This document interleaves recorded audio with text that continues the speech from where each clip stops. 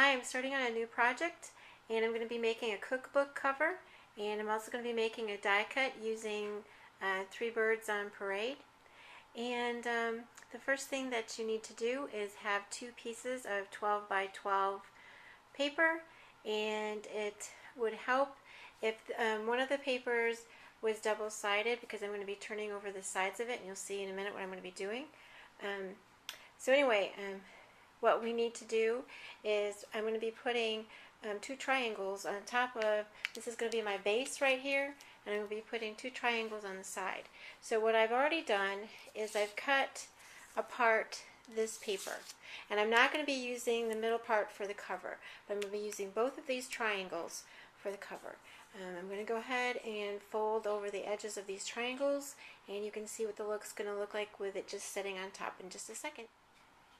Okay, so I put the two triangles on each side, the left and the right, of my base paper. And what I did was I turned the edges of these over. Like I said, it worked really well for it to be a double-sided paper, and it made it really pop. So what I did do is I did not put my glue close to the edge because I'm planning on stitching this down on my machine. And I don't want the glue to get stuck in my sewing machine, so the tape is underneath, a little bit away. And so the next thing I need to do is I need to stitch down this edge, and then I'll be able to put my die cut on top of this. But I'm going to wait until I put this on the cardboard center, and then at the very end I will add the die cut.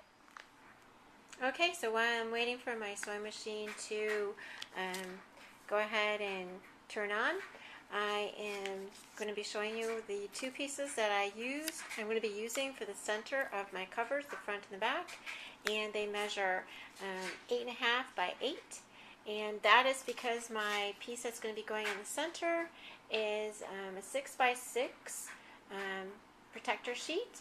And you have to consider the extra edges all the way around, and what I didn't consider the first time is I also have to consider the part that will be attached to the key rings. And the first time I cut one out, I just cut it out a little bit bigger than the 6 inch, and that is not going to work unless I want to count part of that 6 inch into my key rings, and I didn't. So I had to make some bigger ones. Just thought I'd give you that tip. I just finished sewing all the way around the red strip. Now say for instance you don't have a sewing machine and you don't want to stitch these down. I don't think that you need to. I just wanted to have that look. I think you can still use your heavy duty glue and it will still hold fine for your cover. It's just an added thing that I wanted to do to my cover. So I'm going to go ahead and start putting this together. Okay, just kind of centered and off-centered mine a little bit because I want to have the X to be over to the side a little bit because of the key rings on the side.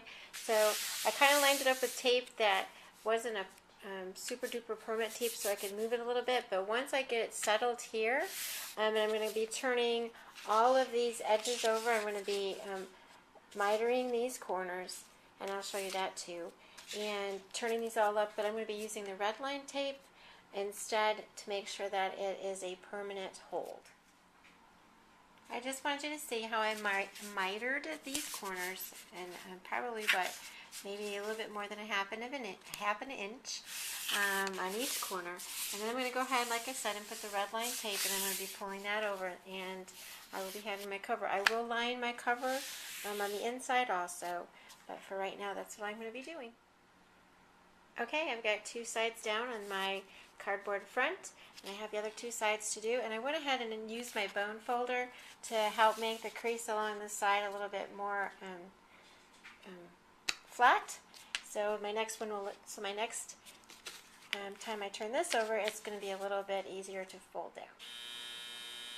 So I just lined the inside cover with some paper that had the stamps on the bottom. I just cut them around the bottom and left the border on, and I'm going to be doing the same to the back. The back is just going to be plain. It's not going to have this decoration to it. So my cover is ready for my embellishment. Okay, so this is my finished cover, and what I did is I went ahead and added some ribbon, And these on the sides are wire ribbon that I can just tie around, and so I can add more to it if I want to. The other thing I did was I added some snowflake embellishments, and I also added the little bit of holly to my book. The recipes in this book are going to be favorite recipes at Christmas, are must-haves. So this is what it looks like, and I'm going to go ahead and show you what the inside's like. That's what the inside looks like, and here's my pages, and then the back cover, and there we go.